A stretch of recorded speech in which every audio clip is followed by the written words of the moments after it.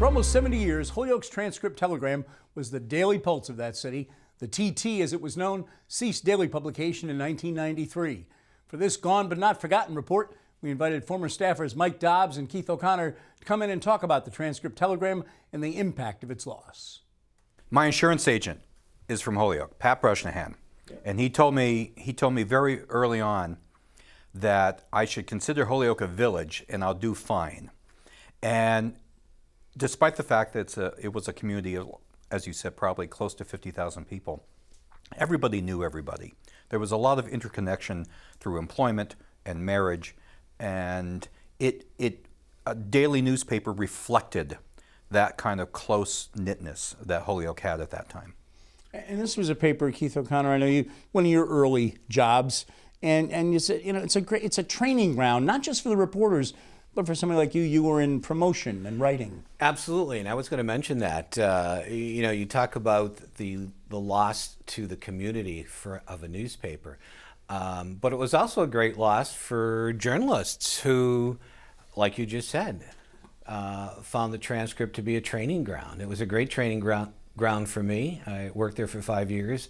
I was a promotion manager, but I was a writer. I wrote their special sections. Christmas section, home improvement, bridal section. So I did write, and it served me well.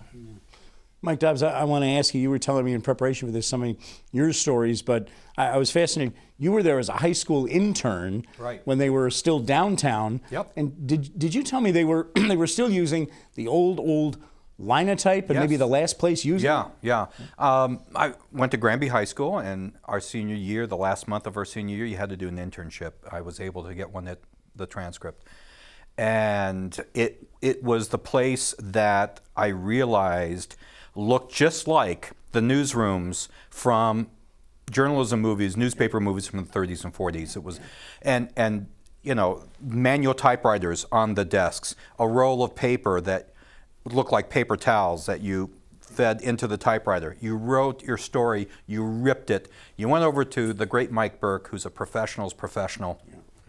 He would do what he needed to do with it as an editor, roll it up, put it in a plastic tube, and up through a pneumatic tube system to the linotype room.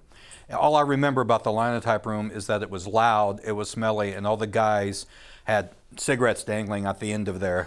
It was required in those days. Right, and the beauty of the linotype is that it was one of the elements that made the newspaper truly a mass medium in the 19th century. And the other two were, of course, education. More and more people learned to read, and then the development of inexpensive pulp paper, wood pulp paper. But the TT was, in 1972, was this time capsule. And I bet it hadn't changed for decades. Go ahead. I remember my first encounter with Mike Burke, and my grandfather, God rest his soul, who was running Bale's Shoe Store at the time. Bale's Shoe Store was right next door to the Transcript. So when those presses started to roll, our business would start to rumble. But my grandfather brought me over and introduced me to Mike Burke. I was still in high school at the time. He said, this is my grandson. He likes to write. And I remember Mike saying, well, maybe you'll join us someday.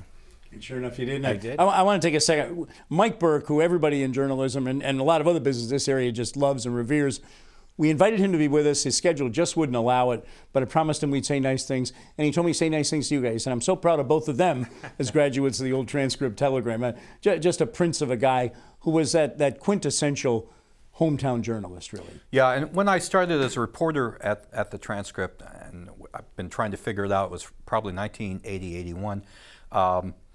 Mike was not the editor at that point, and he was doing public relations work at that time. He had left journalism. Like all of us in journalism who are reporters believe that the grass is greener on the public relations side of the pasture, and then some of us come back. And Mike did come back, and of course he's still writing, and God bless him because he's a great guy. Yeah.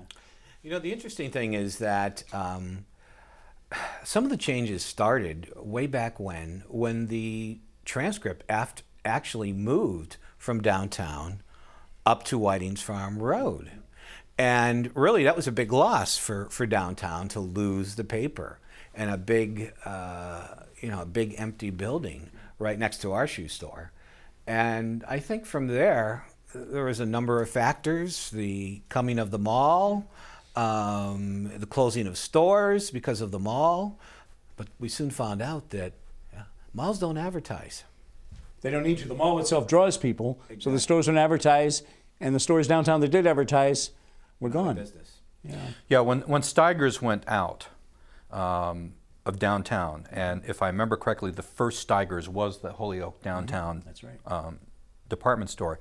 That was really, that was the canary screaming in the coal mine. People now knew that downtown Holyoke would never be the same because you were having that kind of anchor leave. And they didn't need the downtown store because Steigers had a perfectly nice store at the new Holyoke Mall. What happens, Mike Dobbs, I'll let you start on this, to a community when it loses the daily paper? Now, granted, when the Transcript telegram went out, they split into 4 weeklies to serve different parts of the region for a while. None of them lasted too long. But when that daily voice, that daily connection in the community is gone, what happens? I think what happens is, especially when the Transcript finally died in 1993, there was no web, there was no internet. So therefore, you did not have a capacity for some sort of common place for people to get information. They had to rely on the Springfield paper at that time. They had to rely on what was left in terms of radio at that time. And I think it damages a community. I think it's very damaging to the democracy in a community. You can't get your word out. If you're running for office, you can't tell people efficiently about issues that may be a concern to them.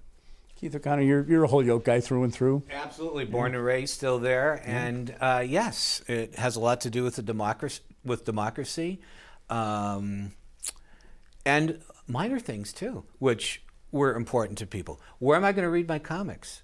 Where am I going to do? How am I going to do the puzzle? Where am I going to read that column that I love? And the voice of the people, like you said, op-ed columns, letters to the editor, all lost. And you're right, there was no, back then, there was no internet there to turn to. So it was a loss. A lot of people felt, boy, what am I going to do? Mike Dobbs, Keith O'Connor, thank you both for sharing some memories with us about the old Transcript telegram. Gone but not forgotten. Thanks for having us. Thank you.